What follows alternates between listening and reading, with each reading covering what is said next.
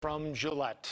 President Biden's climate change executive orders being met with mixed reactions. And here on NewsNation, we're bringing you both sides of the debate. We spoke with Aaron Weiss from the conservation organization Center for Western Priorities, and also Scott Lincicome from the Cato Institute think tank to break down the issues for us. Gentlemen, it's great to have both of you. Aaron, let's start with you. There's a lot to unpack with these policies. For people who are not as close to it as you guys are, what's the headline for you? There are two big headlines for us. Number one is a pause on new leasing of oil and gas on public lands across America, and that's primarily in the West. That gives the administration a chance to reset and craft an oil and gas leasing program that gets taxpayers a fair return and accounts for the climate impacts of oil and gas drilling. And then the second big headline is the 30 by 30 pledge that America will protect 30% of its land and ocean by the end of the decade. Scott, what's your line above the fold tonight? I think the biggest news for me was the potential refusal to renew permits that are already in place. In terms of oil and gas investment, that one I think is the one that struck me as the most unexpected, and that could have, I think, the most significant economic impact for companies that have already, put wells in the ground and already have those investments in place. The uncertainty there, I think, is the potential for some significant problem. Let's chop this up a little bit more, Scott, and we'll start with you. Give us one policy we're hearing a lot about and what you like or don't like about it. Well, I think the one that we've heard a lot about is the cancellation of the Keystone Pipeline. In some sense, I think this may be a bit overblown, given that the economics have changed dramatically with respect to oil and gas over the last decade that we've been all debating Keystone. It seems like it just never goes away.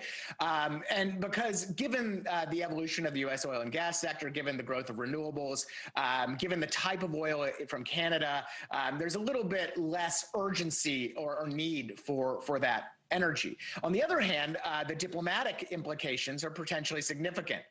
You have politicians in Edmonton already talking about retaliating against the United States for this. There's potential litigation involved. To the extent that this actually gets into a bigger trade conflagration, well, then I think we might have some problems. Aaron, give us the biggest policy you're looking at, and also if you can address the question for people who are worried about the loss of jobs with these climate initiatives. Well, it's an opportunity to create jobs. The oil and gas industry is facing down a debt crisis of its own creation. The entire industry is over-leveraged and built on a house of cards that assumed much higher oil prices than we have seen and likely will ever see again. So the opportunity is to create jobs in renewables, to invest significantly in offshore wind, in renewable development on America's public lands. So I don't see a downside in terms of jobs. It's really all upside.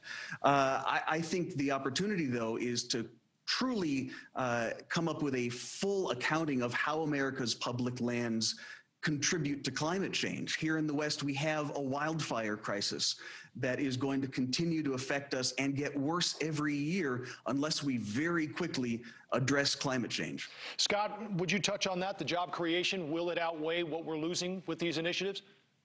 Yeah, I think that's pretty speculative, quite frankly, because we're talking about real tangible jobs that exist right now as compared to projections of jobs that would be stimulated by government spending. And, unfortunately, the history of U.S. investment in green energy, and particularly in green jobs, has not been that great. You don't even need to talk about Solyndra and some of those well-published failures to see that, these past efforts have underwhelmed. By contrast, when the market has decided that some of these technologies, for example, batteries, are worthy of capital, you actually see the potential for significant growth. So I don't really think there's much credibility to trying to regulate and spend our way to jobs, although there are, I think, some opportunities in the market for green energy projects in the future. Aaron, let's go back and give us another change that isn't getting a lot of attention that you think should be.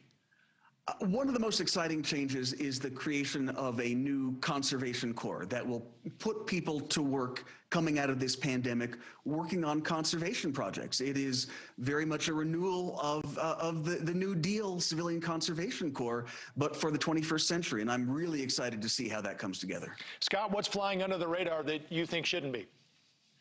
Well, no, I mean, I think the Conservation Corps is a great example of what I'm talking about, in that we're kind of creating jobs out of thin air, and I do question the value and merit there as to whether we can really, going back again to the New Deal, are these going to be jobs of people just digging holes and filling them back in, or are they going to actually produce economic value? And by economic value, I mean to have a kind of long-standing stability when we have the next administration in place, or are these just kind of a political mirage? Well, on that note, last question, Aaron, let's start with you. 4 years from now, this will probably be an election issue. How do you think we will look back on all of this, in your opinion?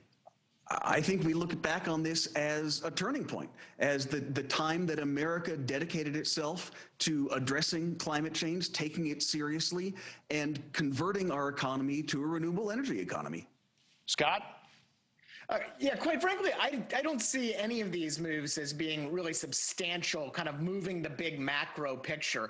I mean, people forget that President Obama was pretty tough on oil and gas during his second term, and yet, the fracking industry boomed during a lot of that period. So, it's, again, I stress that these things might be working a bit on the margins, but I don't think they'll have as much of an impact kind of in terms of the broader trajectory of things. Scott Lincecum, Senior Fellow with the Cato Institute, and also Aaron Weiss with the Center for Western Priorities. You'll also find him on his podcast, The Landscape. Gentlemen, thank you both for your time.